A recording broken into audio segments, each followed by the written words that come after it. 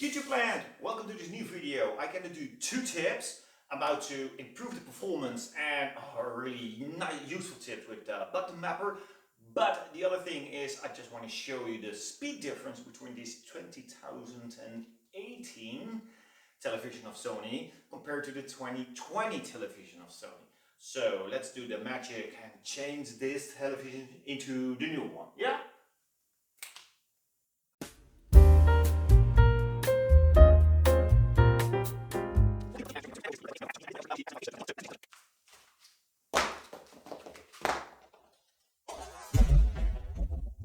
Ow!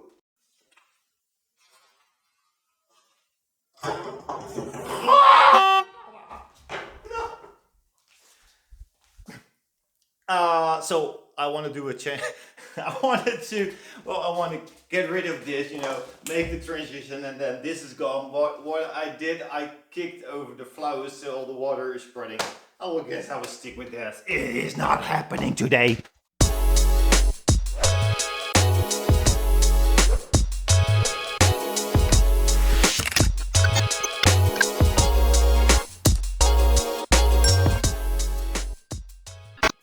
So I just turned down my TV and I'm just going to show you how long it takes to start up my TV. So I will click the button and now you can watch how long it takes. So now it will probably be fast because I just shut it down. But to show you the really speed of this X900F, I believe it's the 2019 television, I will now click on the home button. And you can see how long it takes, and also just to start a YouTube clip.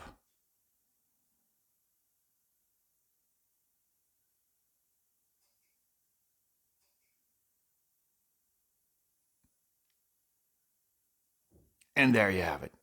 So it takes a while.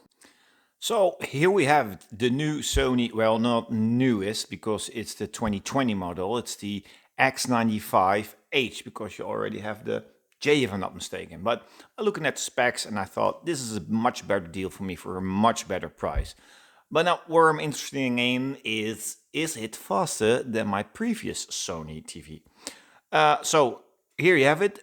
I just shut down my TV. You see the new remote, also the backlit buttons. That's a really nice addition. So let's start it up and see how much faster or not it might be. So here we go.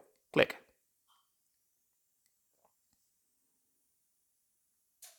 So booting up, I don't think it's much faster. I have this TV already for a few days now, so I can tell you, yeah, it is definitely snappier. But let's see if we put them to the test and show how much is it faster. So what I will do, click on the home button and show you how fast it appears. So here it is. So I think fast. And here you have the YouTube app, which I did the previous time. So let's see how fast it is to start up YouTube. And there you go. So that's a huge difference.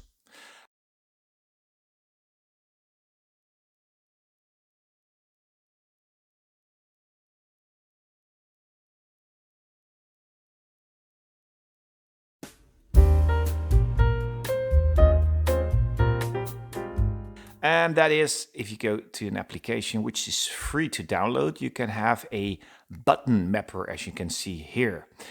So what you can do is, after you install it, go to add a button. That's what this says in Dutch. I'm not going to set it to English again, and then just click on a button on your remote and then set it up the way you like. For instance, I used my blue one to, to start Kodi, and so you can do a lot of things. But, well, let's go back.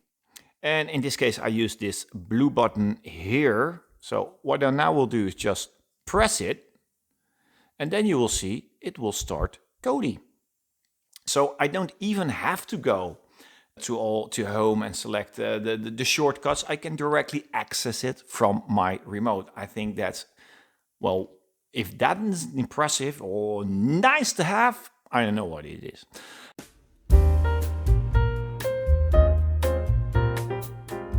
So how can you increase the performance of your Sony or Android TV for that matter?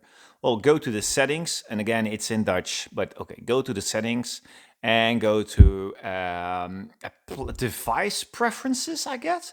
If you click on about, then there you have build. If you click on build with the OK button, I believe 8 times or something, but I already did it. So if I'm now going to do it, it says you're already a developer. So you need to click that 8 times, and then you have enabled the developers options. Probably if you go to this list of applications, and yeah, it's in Dutch, but I think you can see the sign, this is the developers options.